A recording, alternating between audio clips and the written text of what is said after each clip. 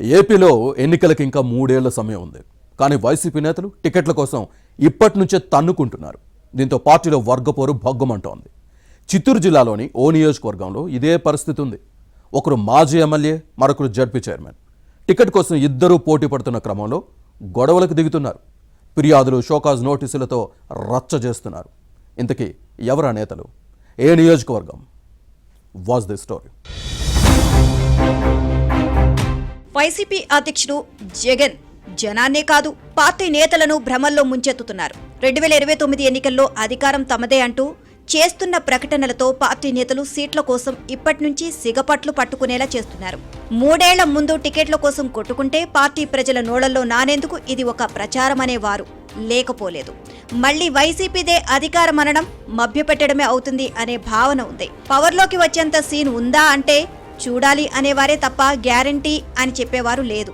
అధికారంలోకి వస్తామంటే ఆంజనేయుడి ముందు కుప్పిగంతులు వేయడం అవుతుంది అనే వ్యాఖ్యలు వినిపిస్తున్నాయి. కూటమి ప్రభుత్వం ఏం చేస్తుందో, వైసీపీ ఏం చేసిందో అంతా చూశారు. ఏపీ ఓటర్లు లోకం తెలియని పాపాయిలేమీ కాదు. ఎవరు ఏం చేశారో, ఏం చేస్తున్నారో తెలుసుకునేంత అమాయకులని జగన్ అనుకుంటే అంతకంటే పొరపాటు మరొకటి ఉండదు అన్నది సొంత పార్టీ నేతల మాట. ఇక జగన్ కల్పిస్తున్న అధికార భ్రమల్లో మునిగిపోతున్న చిత్తూరు జిల్లా పలమనేరు వైసీపీ నేతలు సీటు కోసం ఇప్పటి నుంచే కొట్టుకుంటున్నారు.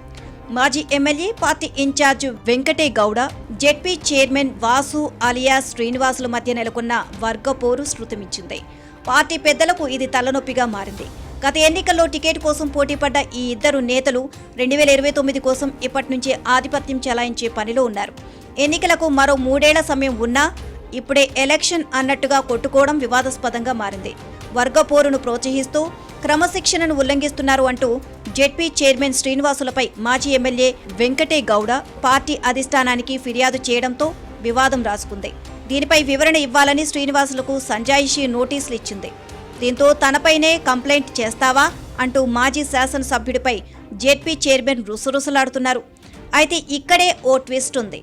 అధిష్టానం షోకాజ్ నోటీస్ ఇచ్చిందో లేదో గానీ గొడవపై వివరణ ఇవ్వాలంటూ సంతకం లేని లెటర్ హెడ్ పై మెసేజ్ రాసి పంపడం అనుమానాలకు తావిస్తోంది. ఇది సోషల్ మీడియాలో వైరల్గా మారింది.